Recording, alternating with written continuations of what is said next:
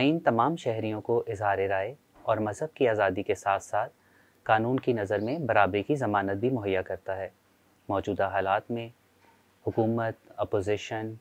अदलिया और इस्टेब्लिशमेंट के दरमियान तसादुम की सूरत हाल की वजह से ना सिर्फ आवाम का एतमाद रियासती इदारों से कम होता जा रहा है, इसके साथ साथ मुल्क की माशी, माशरती और सिक्योरिटी की सूरत हाल पर भी इसके मनफी असरात मुरतब हो रहे हैं। आइन के इन अहम पहलुओं का जायज़ा लेने, आइन की अमल दरामद में दरपेश चैलेंजेस और शहरियों को उनके बुनियादी हुकूक़ की फराहमी में मीडिया, सिविल सोसाइटी, अदलिया और पार्लिमानी इदारों के किरदार पर बात करने के लिए हमने आज पॉडकास्ट में एक अहम मेहमान को दावत दी है। अली इमरान साहब आइनी, पार्लिमानी और कानूनी माहिर हैं और 20 साल से ज़ायद कौमी और बैनुल-अक़वामी सतह पर पार्लिमानी इदारों के साथ काम करने का वसी तजर्बा रखते हैं। इमरान साहब, आप हमारे सामीन की सहूलत के लिए कानून और आइन की इस्लाह में फ़र्क की वज़ाहत कर सकते हैं? पहले तो बहुत शुक्रिया कि आपने इस अहम मौजू के ऊपर आज की पॉडकास्ट का एहतमाम किया। बुनियादी तौर पे कानून जो है वो उन रूल्स और रेगुलेशन का नाम है जिसके ज़रिए से रियासत कुछ कवायद और ज़वाबित को शहरियों पर नाफिज करती है और उसके अंदर सज़ा का एलिमेंट और जज़ा का एलिमेंट भी मौजूद होता है। आइन जो है वो सुप्रीम लॉ होता है और उसका ताल्लुक़ जो है वो शहरियों और रियासत के माबैन ताल्लुक़ के साथ होता है। तो आइन जो है वो बुनियादी तौर पे सारे कवानीन का माखज़ जो है वो आइन है और कोई भी कानून जो बनाता है असम्बली बनाती है वो आइन से मुतसादिम नहीं हो सकता। तो इसलिए आइन को हम सुप्रीम लॉ कहते हैं और बाकी कवानीन जो है उनको पार्लियामेंट मंजूर करती है। आइन पाकिस्तान का मौजूदा सियासी मंजरनामे को तश्कील देने में क्या किरदार है और वो किन मौज़ूआत का आइन अहाता करता है? आइन जो है वो चूँकि रियासत और शहरियों के माबैन एक समाजी मुआहदे का नाम है। पाकिस्तान की आइनी तारीख़ जो है वो बहुत ज़्यादा मसाइल का और मुतज़ाद उसका शिकार रही। पाकिस्तान का पहला आइन जो है वो 1956 में बना, जिसको आइन साज़ असम्बली ने उस वक़्त बनाया, लेकिन वो आइन जो है वो 2 साल से ज़्यादा ना चल सका। पाकिस्तान का दूसरा आइन जो है वो 1962 में बना, जिसको उस वक़्त के मार्शल एडमिनिस्ट्रेटर अयूब खान ने बनाया, लेकिन वो आइन भी जो है वो पूरी तरह से नाफिज़ुल अमल ना हो सका। जिसके बाद 1971 में बांग्लादेश एक अलग ख़िता बना। उसके बाद जो मगरबी पाकिस्तान था उसमें सियासी जमातों ने कंसेंसस के साथ 1973 का आइन बनाया। आइन बुनियादी तौर पे चूँकि रियासती निज़ाम, रियासती ढांचे और रियासत और शहरियों के माबैन ताल्लुक़ का नाम होता है, तो इसलिए आइन के अंदर बुनियादी तौर पे जो शहरियों के बुनियादी हकूक़ हैं उनका अहाता होता है। रियासत ने अपनी पॉलिसीज़ कैसे मुरतब करनी है उसका अहाता किया गया है। पाकिस्तान का जो सियासी मॉडल हम देख रहे हैं कि क्या होना चाहिए, वफाकियत का जो पहलू है, तो वफाक कैसे होगा, वफाकी पार्लियामेंट कैसे होगी, वज़ीर आज़म कैसे काम करेंगे, सदर कैसे काम करेंगे। फिर इसी आइन के अंदर सूबों के बारे में भी लिखा गया है कि सूबे कितने होंगे और कैसे काम करेंगे।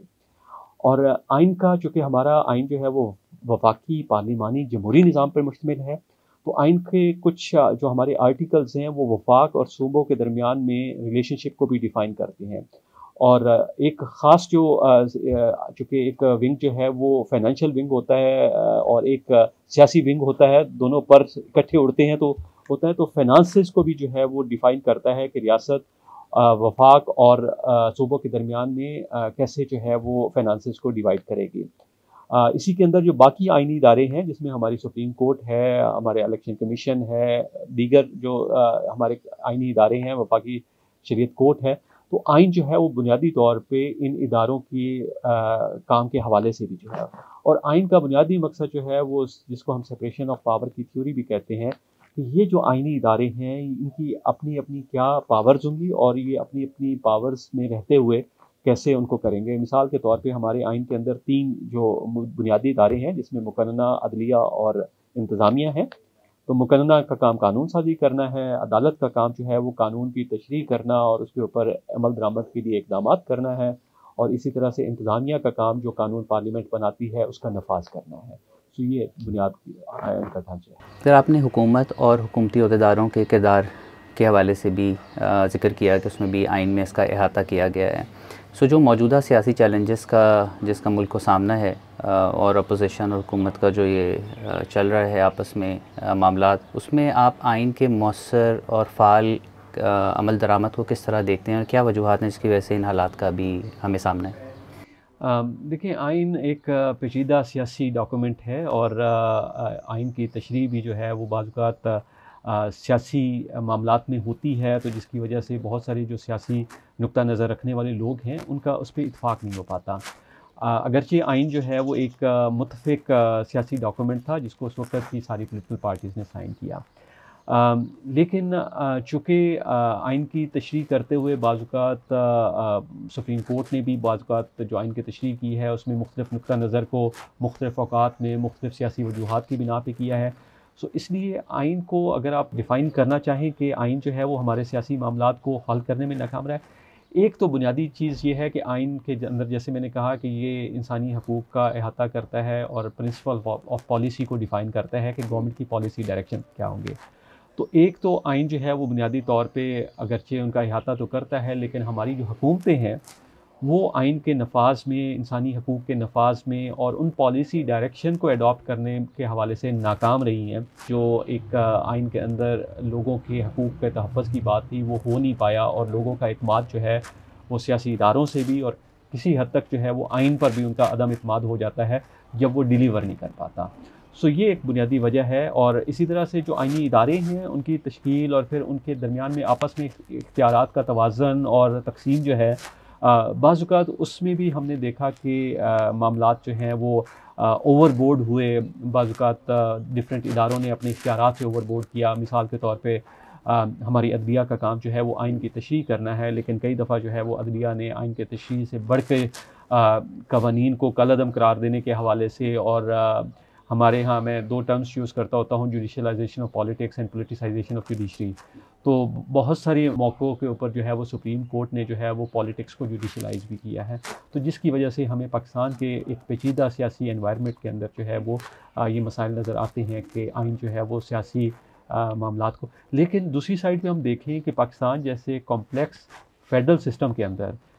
ये आइन ही है जिसने इस मुल्क को कायम रखा हुआ है, बरकरार रखा हुआ है। और इसी आइन की बुनियाद पे जो है वो हमारी जो फेडरेशन का मॉडल है वो 73 के बाद 71 वाले वाक़े के बाद 73 से ऑनवर्ड जो है वो अगर हमारा रियासत का निज़ाम चल रहा है तो उसकी बुनियादी वजह आइन का होना है।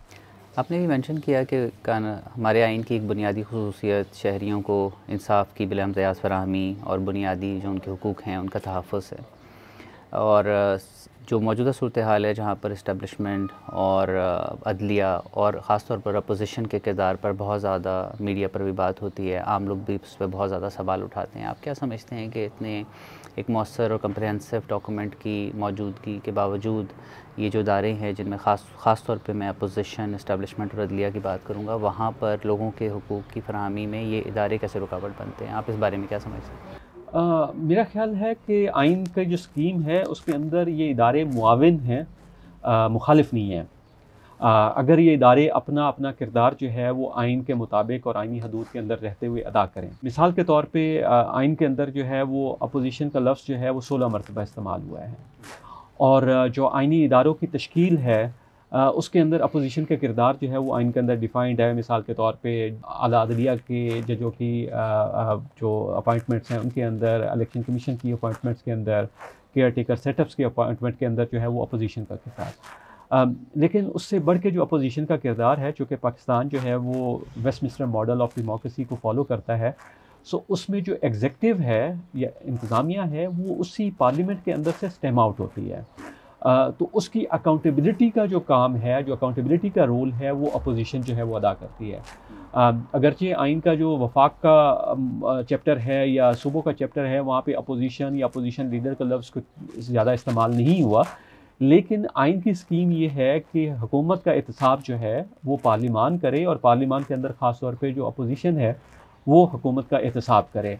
और इस स्कीम की बुनियाद पे जो पार्लियामेंट के रूल्स और प्रोसीजर होते हैं और दूसरे इंस्टीट्यूशनल अरेंजमेंट्स होते हैं जिसमें कमेटी का निज़ाम है, ख़ास तौर पे पब्लिक अकाउंट्स कमेटी की अगर हम बात करें तो उसका आइन के अंदर ये लिखा नहीं गया, लेकिन रूल्स के अंदर जो है और प्रोसेसेस और प्रोसीजर्स के अंदर जो है उस चीज़ को अडॉप्ट किया गया है कि अपोजिशन लीडर अगर पब्लिक अकाउंट्स कमेटी का चेयर होगा तो वो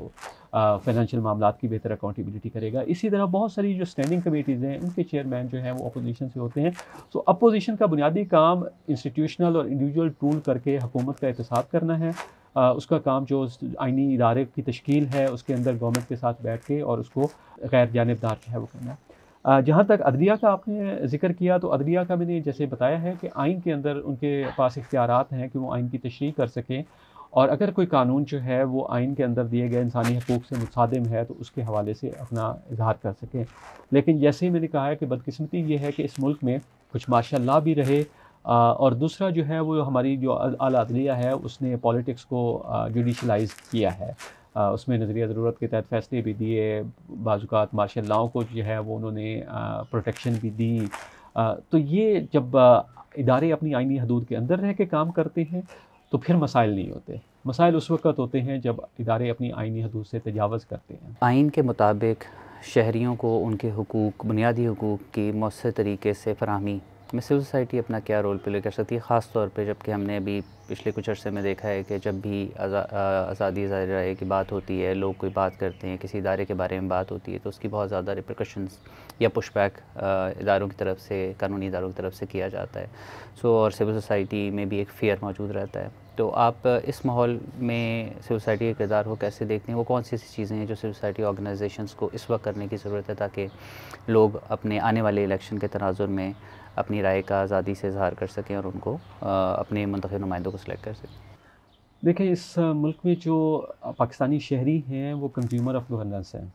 सिविल सोसाइटी जो है वो चूँकि शहरियों की नुमाइंदा तंजीमें होती हैं, वो मुख्तलिफ़ अंदाज़ के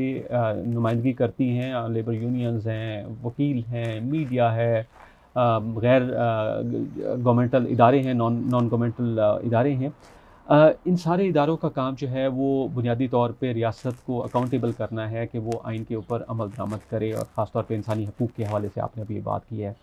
सिविल सोसाइटी के जो 2-3 बुनियादी रोल बनते हैं बुनियादी हकूक़ के हवाले से, उसमें एक अहम पहलू तो ये है कि सिविल सोसाइटी जो है वो इन इंसानी हकूक़ के अवेयरनेस के हवाले से जो है वो शहरियों को एक इन्फॉर्म्ड ओपिनियन उनकी बनाने के लिए जो है वो अवेयरनेस के ऊपर जो है वो काम कर सकती है, जिसको हम सिविक एजुकेशन भी कह सकते हैं और अवेयरनेस उसको भी कह सकते हैं। दूसरा काम सिविल सोसाइटी इदारों का जो है वो रियासत को अकाउंटेबल बनाना है कि वो इन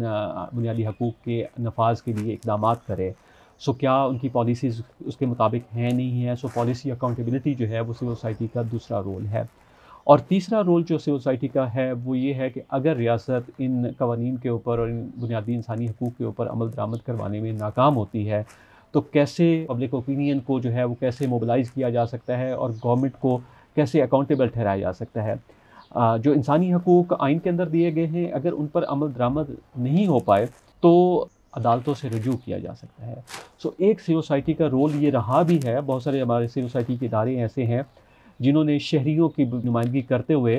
बहुत सारे इंसानी हकूक़ के नफाज के मामलात को आला अदलिया के अंदर उठाया और उसकी बुनियाद पे फिर वहाँ से डिसीजन लेके पॉलिसी चेंज करवाई, और वो सारा है। जो सिविल सोसाइटी का एक और बुनियादी रोल है वो प्रिंसिपल ऑफ पॉलिसीज़ के हवाले से भी है।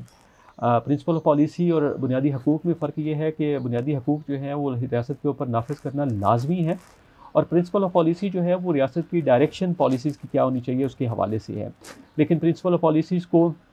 आप हकूक़ की तरह नफाज के लिए जो है वो अदालतों से उसके ऊपर ऑर्डर उस तरह से नहीं करवा सकते। लेकिन पॉलिसी अकाउंटेबिलिटी जो है वो भी एक सिविल सोसाइटी का बुनियादी रोल है, चूँकि उन प्रिंसिपल ऑफ पॉलिसी का बुनियादी ताल्लुक भी इन्हीं इंसानी हकूक़ के नफाज के इक़दामात के हवाले से है। आइन में जो रियासती इदारों का रोल मुतय्यन किया गया है, इस पर बहुत ज़्यादा बात भी होती है और शदीद अवामी रद्द-ए-अमल होता है कि बहुत सारे रियासती इदारे उस मुअय्यन करदा किरदार से हट के अपना किरदार अदा करते हैं, जिसकी वजह से अवाम उनको ज़िम्मेदार ठहराती है पॉलिटिकल जो इस वक्त इंस्टेबिलिटी है उसके लिए।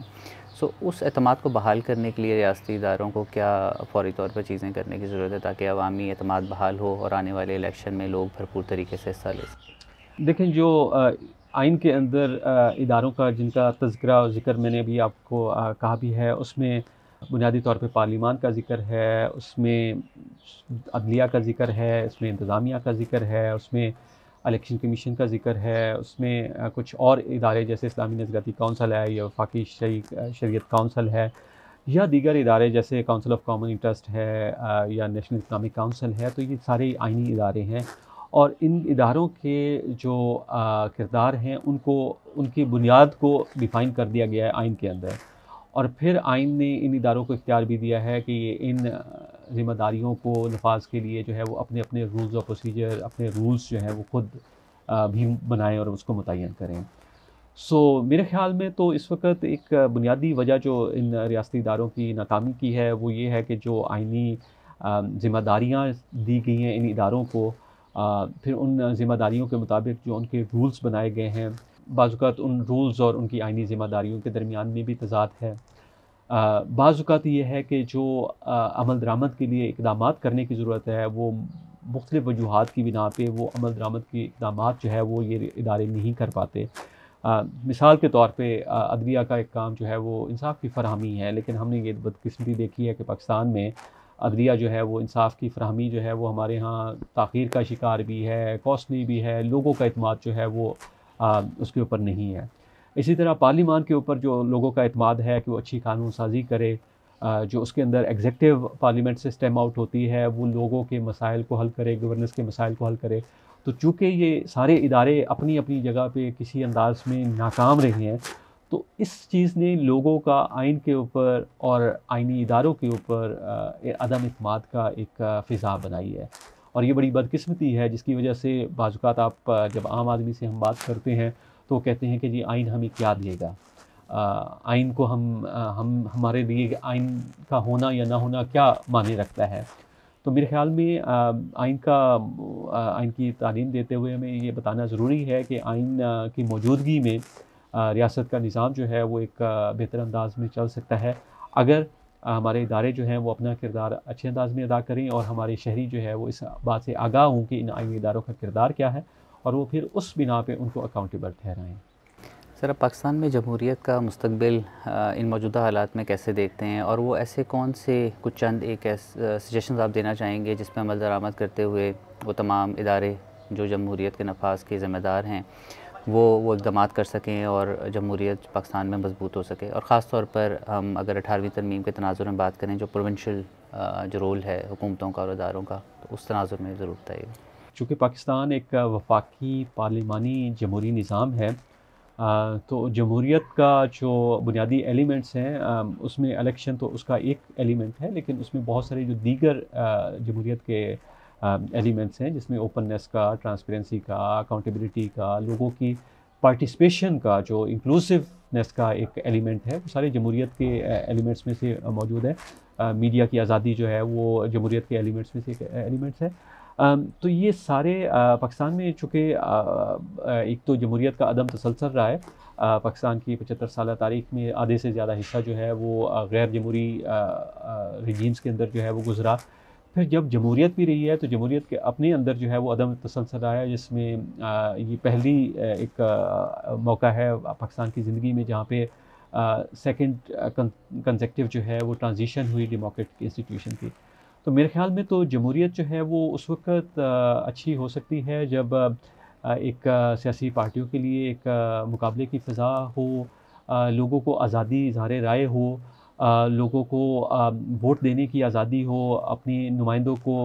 मुंतखब करने की आज़ादी हो, और उसके साथ साथ चूँकि जमहूरियत का काम जो है वो लोगों के मसाइल को हल करना है, तो अच्छी कानून साज़ी और गवर्नेंस जब तक बेहतर नहीं होगी तो उस वक़्त नहीं होगा। आपने 18वीं तरमीम का ज़िक्र किया। 18वीं तरमीम मेरे ख़्याल में पाकिस्तान की कॉन्स्टिट्यूशनल हिस्ट्री में एक लैंडमार्क जो है वो अमेंडमेंट थी, जिसके ज़रिए से पाकिस्तान के वफाक और सूबों के दरमियान में जो अदम तवाज़ुन महसूस किया जा रहा था कुछ सूबों की तरफ से, ख़ास तौर पे छोटे सूबों के हवाले से। छोटे सूबों से मुराद उनका कोई आइनी छोटा होना नहीं है, बल्कि उनकी आबादी का थोड़ा होना या रकबे का थोड़ा होना। तो 18वीं तरमीम ने बहुत हद तक जो है वो सूबों और वफाक के दरमियान में जो इख्तियारात के तवाज़ुन और तक़सीम था उसके ऊपर एक इत्तेफ़ाक कायम करने की कोशिश की। और दूसरा जो 18वीं तरमीम ने किया वो पार्लिमानी निज़ाम को प्रमोट करने की कोशिश की, सदारती निज़ाम की बजाय, जहाँ पे इख्तियारात जो हैं वो पार्लिमान को और पार्लियामेंट्री इदारों को ज़्यादा वो किए गए। तो मेरे ख़्याल में तो ये जो इस वक्त हम जिसका ज़िक्र कर रहे हैं कि आइनी तौर पे जो है वो जमहूरियत और आइन का ताल्लुक़ है, तो मेरे ख़्याल में तो इस मुल्क के मसाइल का हल जमहूरियत के अंदर है, लेकिन जमहूरियत को ये सोचने और देखने की ज़रूरत है कि वो लोगों के मसाइल को हल करने में कैसे अपना रोल अदा कर सकती है। इस वक्त मैं अगर आपको कहूँ, चूँकि जमहूरियत लोगों के मसाइल हल करने में नाकाम रही है, तो लोगों का इस वक्त वोट ऑफ नो कॉन्फिडेंस है। एक मेजॉरिटी का हम देखते हैं सोसाइटी के अंदर सियासी जमातों के ऊपर और बाज़ औक़ात इस सियासी निज़ाम के ऊपर भी लोगों का एक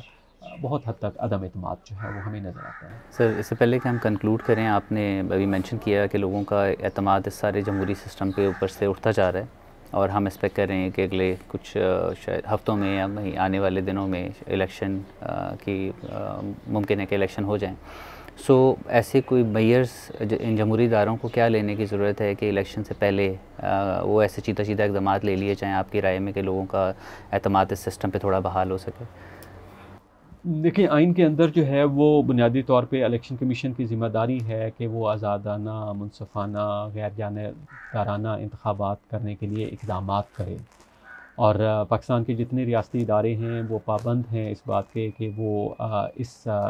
इलेक्शन के इनेकाद में जो है वो इलेक्शन कमीशन की मुआवनत करें। इस वक्त जो इक़दामात करने की ज़रूरत है वो बुनियादी तौर पे एक तो